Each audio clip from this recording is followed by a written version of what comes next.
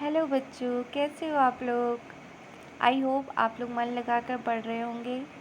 आज मैं स्टार्ट करती हूँ क्लास 7 का चैप्टर नंबर 5, रेखा एवं कोण, जिसे इंग्लिश में लाइंस एंड एंगल्स भी कह सकते हैं। अब इस चैप्टर को पढ़ने के लिए हमें कुछ महत्वपूर्ण चीज़ों को जानना इम्पॉर्टेंट है, जैसे रेखाखंड किसे कहते हैं, लाइन सेगमेंट, तो दो बिंदुओं के मध्य वह निश्चित भाग जिसका मापन किया जा सके। जैसे ये देखिए, ये और ये दो बिंदु है, इसके अंतिम इसका जो बिंदु होता है वो निश्चित होता है।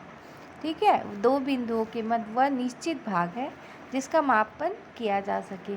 और रेखा किसे कहते हैं, लाइन क्या होता है, यह बिंदुओं का एक संग्रह है जो दो दिशाओं में असीम रूप से फैलता है। लाइनों का कोई प्रारंभ बिंदु या समापन बिंदु नहीं होता। रेखाएं लंबी, सतत और असीमित होती है। रेखा वह होता है जो इधर भी जा सकता है और इधर भी जा सकता है, हमें इसकी लंबाई पता नहीं हो सकती। ठीक है, ये असीमित रूप से बढ़ता रहता है। अब थर्ड देखिए, किरण क्या होता है। गणित में किरण वह रेखा है जिसके केवल एक सिरे पर तीर का निशान होता है। किरण का आरंभ एक बिंदु से होता है लेकिन इसका कोई अंत नहीं होता। जैसे ये देखिए, ये एक बिंदु से आरंभ है लेकिन इसका कोई अंत नहीं है। कोण क्या होता है, दो किरणों के बीच झुकाव को कोण कहते हैं। अब ये दो किरण है, उसके बीच एक झुकाव सा बन रहा है, वह क्या है, कोण है। अब आगे देखते हैं हम कोणों के प्रकार, टाइप्स ऑफ एंगल्स। तो देखिए, अब आप लोग न्यून कोण के बारे में पहले भी पढ़ा होगा आपने। एक्यूट एंगल, जैसे 0 डिग्री तथा 90 डिग्री के मध्य कोण को न्यून कोण कहते हैं। जैसे कि ये जो न्यून कोण होता है ये 90 डिग्री से बड़ा नहीं हो सकता और 0 डिग्री से, मतलब 0 और 90 के बीच में ही होगा। ठीक है, ना तो 90 डिग्री होगा, 90 से छोटा होगा, और 0 से बड़ा होगा। अतः 0 से बड़ा परंतु 90 से छोटे कोण को न्यून कोण कहते हैं। दूसरा क्या है, समकोण, जिसे इंग्लिश में राइट एंगल भी कह सकते हैं। जब दो किरणों के मध्य झुकाव 90 डिग्री हो तो इस प्रकार निर्मित कोणों को समकोण कहते हैं। अब ये देखिए, इसमें झुकाव क्या होता है, एक झुकाव है दो किरणों के मध्य, तो इसे 90 डिग्री कहते हैं। अधिक कोण, ऑब्ट्यूस एंगल, 90 तथा 180 के मध्य के कोण को अधिक कोण कहते हैं। अब ये 90 डिग्री से ज़्यादा होता है और 180 से कम, ऐसे कोण को अधिक कोण कहते हैं। चौथा क्या है, सरल कोण, ऋजु कोण भी कह सकते हैं, स्ट्रेट एंगल।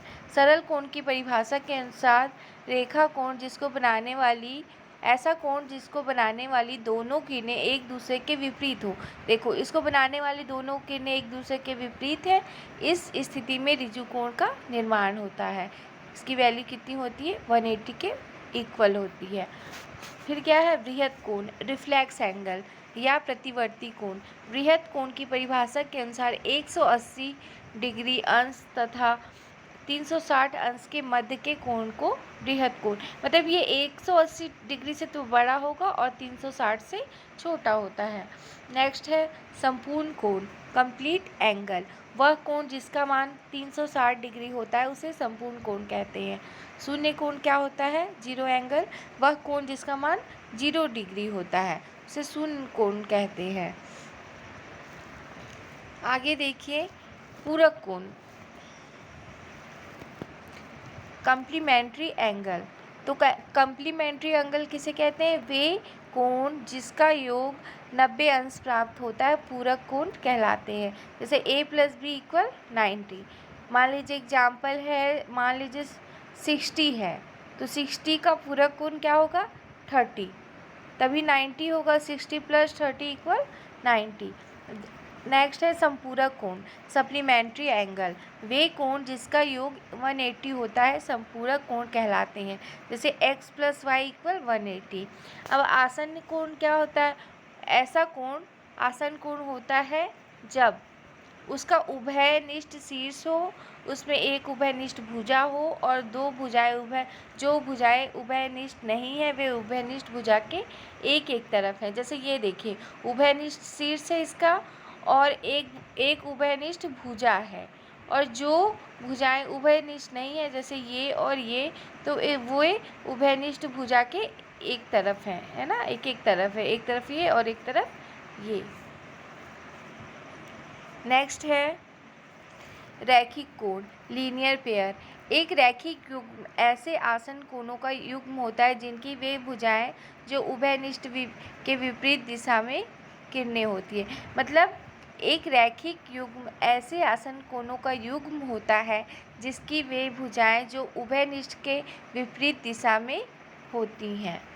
ठीक है, जैसे ये उभयनिष्ठ है तो ये विपरीत दिशा में होती है। जैसे ये रैखिक कोणों का योग भी क्या होता है, 180 होता है। नेक्स्ट है शीर्षा विमुख कोण, तो वर्टिकली अपोजिट एंगल। शीर्षा, जैसे ये दो लाइनें, दो रेखाएं जब एक दूसरे को प्रतिच्छेद करती हैं तो इस प्रकार बने शीर्षा विमुख। अब इसका ये 1 और 3 बराबर होगा, 2 और 4 बराबर होगा। अब प्रतिच्छेदी रेखाएं क्या होती है, इंटरसेक्टिंग लाइन, जब दो लाइन एक दूसरे को काटती है। और ये वाला बिंदु क्या है, प्रतिच्छेदी बिंदु होता है ये वाला। ठीक है, आगे देखते हैं हम तिर्यक छेदी रेखा, ट्रांसवर्सल। जैसे दो लाइनें हैं, ठीक है, और उसमें एक तीसरी लाइन क्या कर रही है, इसको काट रही है, प्रतिच्छेद कर रही है। तिर्यक छेदी रेखा के कोण, अब देखिए इसमें बहुत सारे कोण भी बनेंगे। अंतःकोण, अब ये देखिए कोण है, तो जैसे इसके अंदर में ये कौन कौन से कोण है, 3 है, 4 है, 5 है, 6 है। ठीक है, 3, 4, 5 है। बाह्य कोण कौन से हैं, 1, 2, 7, 8। फिर संगत कोणों के युग्म कौन कौन से, संगत कोण मतलब ना जो एक स्थान पे है। जैसे ये ऊपर वाली लाइन में ऊपर क्या है, 1 है, फिर वैसे ही ये वाली लाइन में ऊपर क्या है, 5 है, तो 1 और 5 क्या होगा, संगत कोण होगा। वैसे ही 2 और 6 क्या होगा, संगत कोण होगा। ये नीचे है 3 और 7 भी नीचे, तो ये दोनों संगत कोण होगा। 4 और 8 क्या होगा, संगत कोण होगा। अब आगे देखते हैं एकांतर अंतःकोणों का युग्म, इंटीरियर अल्टरनेटिव एंगल। अब देखो, जैसे कि ये है, जैसे कि ये 4 है और ये 6 है, ऐसे क्रॉस कर रहा है ना, तो ये एकांतर अंतःकोण होंगे। 3 और 5 क्या है, एकांतर अंतःकोण। अब एकांतर बाह्य कोण का कौन कौन सा होगा, एक्सटीरियर अल्टरनेट एंगल। जैसे ये वाला और ये वाला ऐसे क्रॉस बन रहा है, 1 और 7, 2 और 8। ठीक है, तिर्यक छेदी रेखा के एक ही तरफ बने अंतःकोणों के युग्म, angle on the same side of transversal, कौन कौन से होंगे, 3 और 6। अब देखिए 3 और 6 एक ही तरफ बने अंतःयुग्म है, 4, 5 है ना, वैसे।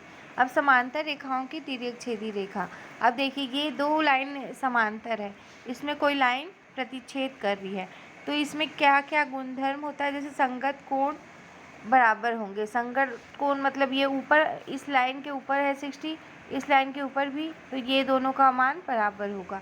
एकांतर कोण, जैसे ये क्रॉस वाला जो बन रहा था वो बराबर होंगे। अंतःकोणों का प्रत्येक युग्म 180 होगा। जैसे ये मान लीजिए यहाँ पे 60 है, यहाँ पे मान लीजिए कोई सा एंगल है, तो ये दोनों का योग क्या होगा, 180। जैसे कि इसमें देखिए 4 और 5 है, एक समान क्या बोलते हैं, एकांतर अंतःकोण है ये। ठीक है, तो इसका क्या होगा, अंतःकोणों का प्रत्येक युग संपूरक होगा, यानी एंगल 4 प्लस एंगल 5 क्या होगा, 180 होगा। ठीक है, आज के लिए इतना काफ़ी है, आगे हम नेक्स्ट चैप्टर में पढ़ेंगे। तब तक के लिए बेस्ट ऑफ लक, अच्छे से पढ़ाई करते रहिए, बस एग्ज़ाम आने वाला है।